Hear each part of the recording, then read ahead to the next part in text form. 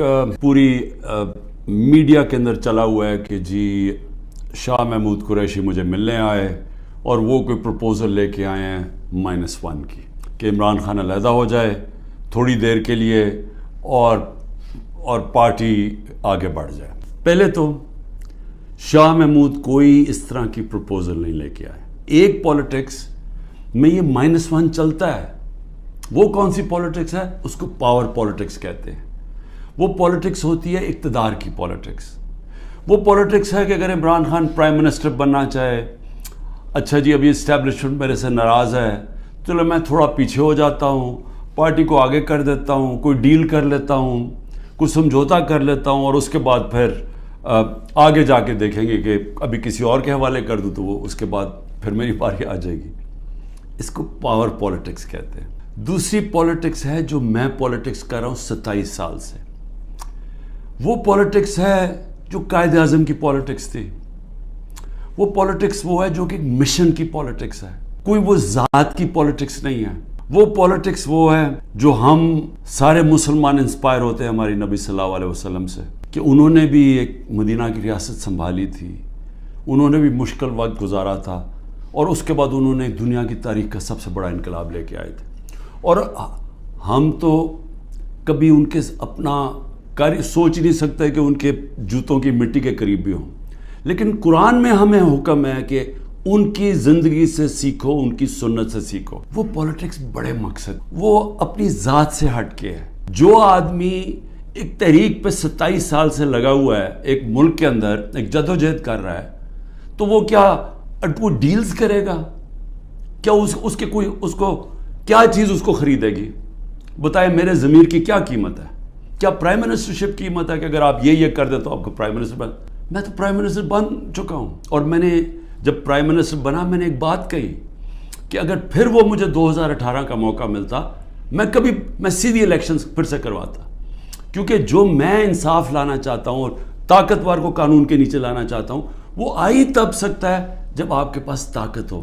جو اس وقت یہ پی ڈی ایم والے بھی بیٹھے ہوئے ہیں، یہ جو آپ تماشا دیکھ رہے ہیں، یہ یاد رکھیں کہ یہ آج ہمارے پہ ظلم ہو رہا ہے، یہ ظلم آپ کے اوپر بھی ہوگا جب ایک ملک کے سارے انصاف کے اداروں کو جب ان کو استعمال کیا جاتا ہے، حکومتی اداروں کو استعمال کیا جاتا ہے ایک پارٹی کو ختم کرنے کے لیے اور ان کے لوگوں کے اوپر دہشت پھیلانے کے لیے، تو یہ سسٹم پھر جاتا نہیں ہے۔ یہ کوئی بھی سنبھال کے یہ سسٹم سب اگر آج ہمارے حقوق نہیں، اگر ہمارے فنڈامنٹل رائٹس نہیں ہیں، تو یہ اب کل آپ کے بھی نہیں ہوں گے۔ ہٹلر کا جرمنی، اسٹالن کا رشیا، سوویت یونین، یہ ان خوفناک ظلم کے نظاموں میں اس طرح کی چیزیں ہوتی تھی جو آج ہمارے اوپر ہو رہی ہیں۔ میرے پاس عالیہ حمزہ کی بیٹیاں آئیں، میں نے کل ان کو ملا، 3 بیٹیوں کو، 1 مہینے سے اس کو بند کیا ہوا عالیہ حمزہ۔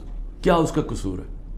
اس کا والد وہ میرے پاس آئے، انہوں نے بتایا کیسے گھر میں گھس کے انہوں نے ساری چیزیں توڑ دی، ان کی ٹی وی توڑ دیے، 2 آدمی انہوں نے لاٹھیاں پکڑی ہوئی تھی، جو چیز آئے توڑ کے چلے گئے، جو چیز 2-3 اچھی چیزیں پسند آئی اٹھا کے لے گئے۔ تو یہ کون سے ملک میں ہوتا ہے؟ اس کیسز میں کیونکہ کسی عدالت میں کوئی سزا نہیں ہو سکتی، ملٹری کورٹس سیٹ اپ کیے ہیں، اپروور ڈھونڈے جا رہے ہیں جو کہ جی عمران خان نے ہمیں کہا تھا کہ وہ کور کمانڈر کا گھر جلاؤ، یہ کہیں گے، ان میں سے کوئی اپروور آ جائیں گے، مجھے ملٹری کورٹ میں لے جائیں گے، سزا ہو جائے گی، مجھے کوئی فرق نہیں پڑے گا۔ اس سے بھی زیادہ گھٹیا پان میری بہنوں تک پہنچ گئے ہیں، میری بیوی کے اوپر کیس، ٹرسٹی ہو کے اس کا وارنٹ کا، ایک ٹرسٹی کو 1 پیسہ نہیں مل سکتا، کیونکہ وہ سیرت نبی میں بہت ان کی سٹڈی ہے، وہ انٹرسٹڈ تھی القادر یونیورسٹی، وہ ٹرسٹی ہے، اس کے اوپر وارنٹ نکال دیا۔ ایک بہن کا بیٹے کے اوپر وارنٹ نکالا ہے، اس کا خنسامہ اٹھا کے لے گئے، وہ بیٹا نہیں تھا۔ خنسامہ جب واپس آیا وہ آئی سی یو میں 2 ہفتے سے پڑا ہوا ہے، آئی سی یو کے اندر خنسامہ،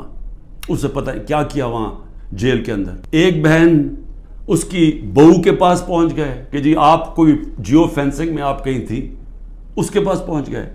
ایک بہن اس کی زمین اس کے اوپر اینٹی کرپشن پہنچ گئی۔ میں نے اپنی بہنوں کو ویسے کہا، میں نے کہا دیکھو ملک سے باہر چلے جاؤ، وہ تینوں کھڑیاں نہیں ہم فیس کریں گے، ہم نہیں جاتے۔ مجھے کئی دفعہ جی عمران خان آپ ملک سے باہر، میں کیوں ملک سے باہر جاؤں گا؟ یعنی میں نے اگر کوئی کرپشن کی ہوتی تو میں بھی شاید جس طرح یہ بھاگ جاتے ہیں، جب ان کے اوپر اقتدار سے نکلتے ہیں سب باہر بھاگ جاتے ہیں، کیونکہ ان کے کیسز ہوتے ہیں، باہر بھاگتے ہیں کیسز رک جاتے ہیں۔ میں سارے کیسز فیس کروں گا کیونکہ میں نے کوئی غلط کام نہیں کیا۔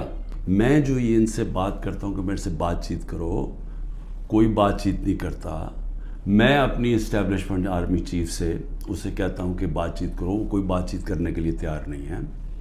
میں اپنی ذات کے لیے آپ سے بات نہیں کرنا چاہتا. مجھے آپ کچھ نہیں دے سکتے. قوم میرے ساتھ کھڑی ہے، کیا کوئی دے سکتا ہے؟ میں کوئی چور دروازے تو آنا نہیں چاہتا. اگر قوم مجھے ووٹ دے گی میں تیار ہوں، لیکن اگر قوم ووٹ نہیں دے گی تو نہیں.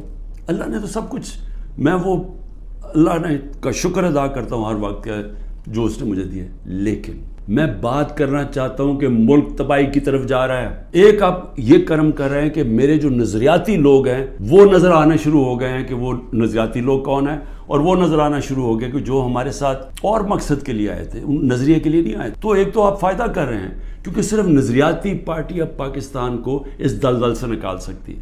بیرون ملک پاکستانی آپ کو نکالیں گے ادھر سے. نئی جماعت ایک کریٹ کر دی ہے.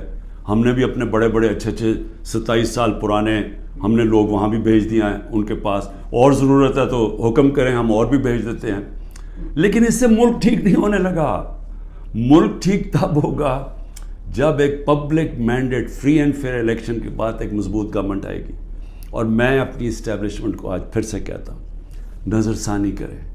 ملک تباہی کی طرف جا رہا ہے، اور جب یہ تباہی جس طرف جا رہا ہے اور IMF کی اگلی کنڈیشنز آئیں گی، جس طرح انہوں نے مصر اور سری لنکا میں انہوں نے کنڈیشن لگائی، وہ کیا ہے کہ فوج کا بجٹ کام کرو. دونوں جگہ انہوں نے کہا. تو یہ تو ہم ادھر جا رہے ہیں کہ ہم اپنی سیکیورٹی اینڈ میں کمپرومائز کریں گے، اور ایک دفعہ سیکیورٹی کمپرومائز ہوگی اس ملک کی تو ہمارے جو دشمن بیٹھے ہیں وہ ملک توڑنے کے لیے تیار ہیں. تو میں اس لیے آپ کو کہہ رہا ہوں، مجھے کوئی ریلیف نہیں چاہیے، مجھے کوئی آپ کی مدد نہیں چاہیے.